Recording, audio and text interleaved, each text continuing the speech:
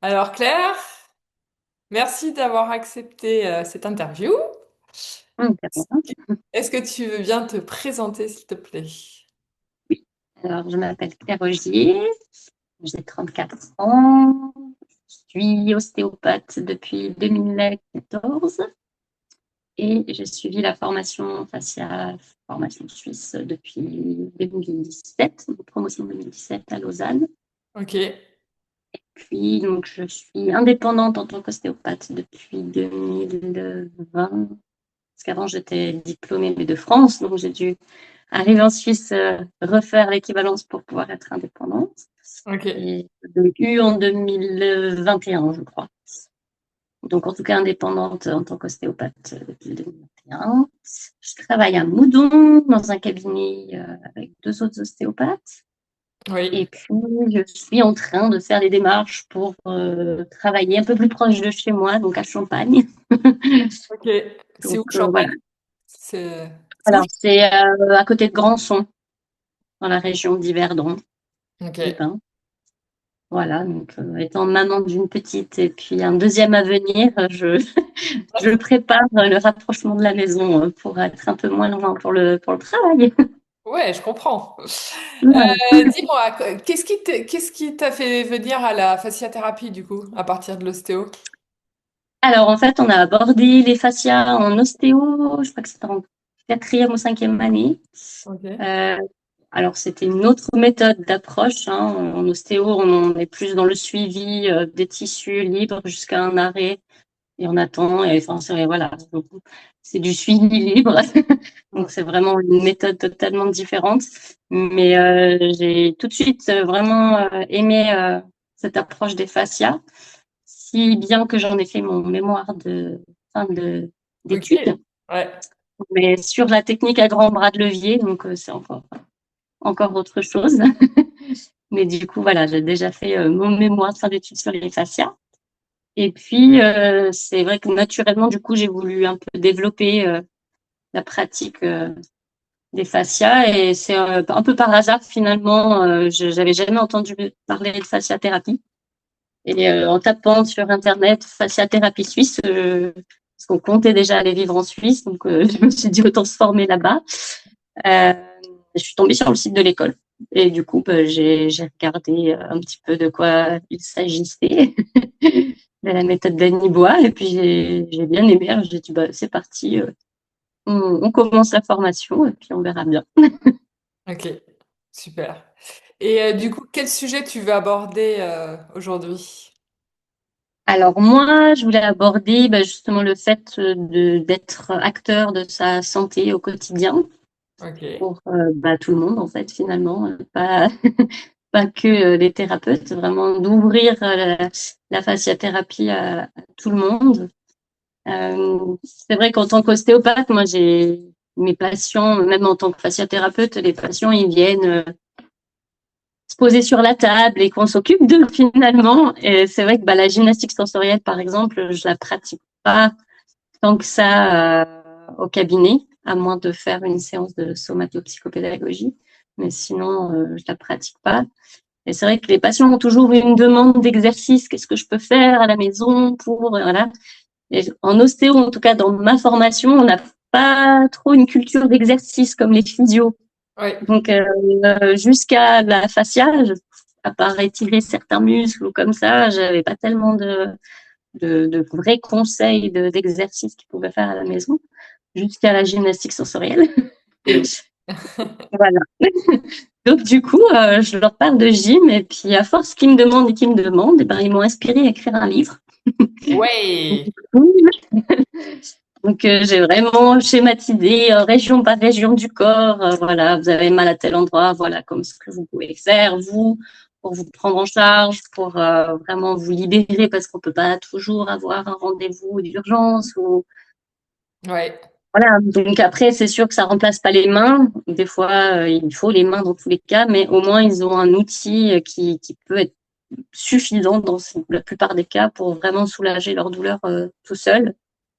Du coup, bah, voilà, il est là. Ah ben voilà, c'est ça que je voulais savoir, le beau livre que j'ai pas du tout fait. Donc du coup, c'est toi qui vas nous en parler directement. Euh, Oui. Génial. Et donc là, il est sorti déjà? Alors, c'est auto-publié sur Amazon, donc il n'y a pas Ok, d'éditeur, hein. ok, Je suis auto-édité, ok. donc Ben, après je avoir mettrai le lien, l'évolution. je mettrai le lien sous la vidéo. Ouais, Et, il est dispo et- sur Amazon. ok, si tu veux nous montrer un ou deux schémas, nous expliquer un Ouais. peu comment le lecteur il peut s'en servir en fait. Alors, au départ, j'ai déjà, je me présente, je présente la théorie, une théorie mais très simple des fascias. Qu'est-ce que c'est, à quoi ils servent, etc. Mais sans vraiment aller en profondeur. C'est vraiment, d'ailleurs, je dis allez lire le livre de Christian Courreau, si jamais vous voulez vraiment approfondir. Mais le but, c'est vraiment de faire un guide simple à comprendre pour tout le monde. Donc, au niveau théorique, j'ai vraiment mis la base de base. Donc, voilà, par exemple, le fascia, c'est quoi? Hop, Ok. je vous explique un petit peu. Après, j'explique les mouvements dans les plans, comment chaque Ouais, mouvement s'organise, les ouais, plans, les axes pour comprendre un petit peu mieux ouais, ça c'est les important. axes des mouvements. Ensuite, j'explique Ouais, ce que c'est la méthode d'Annie-Bois, les termes vraiment à connaître, donc le point d'appui, la biomécanique sensorielle, etc., la notion de starter, donc vraiment tous les points qu'il faut connaître pour pouvoir faire de la gym sensorielle, les grands points fondamentaux. Euh, et tu peux Pas nous montrer forcément surtout naturel. ouais, tu peux nous montrer un mouvement justement ou Ouais, plutôt quelque chose de concret, pratique. ouais. Alors, par exemple, sur les cervicales, hop, ça, je trouve, sur les cervicales, par exemple. Donc, j'explique que, on libère, en fait, finalement, tous les vrais mouvements, hein, flexion, extension, les rotations, les inclinaisons. Et du coup, à chaque fois, il y a les petits schémas que Ok, tu vois bien avec les starters. J'explique chaque étape. oui, Donc, tu vois, starter menton pour la flexion, ça descend sur un axe longitudinal vers le bas. Enfin, vraiment tous les mouvements linéaires. Pareil pour les inclinaisons. On se sert des starters oreilles, par exemple. Tu vois. ouais, ça marche. Et après, pour les rotations, hop, Ok. là. Donc du coup, tu as la tête, les bras, le dos, les Alors voilà, j'ai à chaque fois jambes. le Ouais, crâne, les cervicales, les dorsales, les lombaires, les épaules, le bassin sacroiliaque, enfin toutes les grandes régions articulaires ok. de base. Voilà. Il y a un projet d'extension au livre où, en fait, je voudrais faire une formation en ligne qui complète pour aller plus loin, en fait. Ouais, Parce que quand tu sens finalement le mouvement, que tu as la lenteur, etc., c'est facile, hein. Mais si tu n'arrives pas à avoir la lenteur, à avoir le mouvement linéaire, c'est assez compliqué. Du coup, en fait, voilà, il y a déjà le lien, mais le ouais. site c'est pas encore ouvert, c'est en chantier. Ok. Donc, j'ai créé une formation en ligne qui s'appelle Essence of Movement. Ouais. Voilà. Où, en gros, je vais vraiment mettre plusieurs modules, des stepping, des Mm. petits exercices simples déjà pour faire la différence entre un mouvement rapide, un mouvement lent, et vraiment petit à petit avoir vraiment un processus pour arriver à sentir vraiment la lenteur, à sentir le mouvement interne, pour arriver à la finalité qui est ça. Ouais. Donc pour ceux qui n'y arrivent pas tout de suite, voilà, il y a ce projet de formation et il y aura les Ok. vidéos en fait de tous les exercices Bah que parfait. j'ai fait. J'ai déjà toutes les vidéos en fait à la base. Je voulais mettre directement chaque exercice, le QR code vidéo. Puis Ouais. finalement, je pense que c'était compliqué parce que je me dis les gens, ils n'ont pas forcément envie de scanner pendant qu'ils lisent.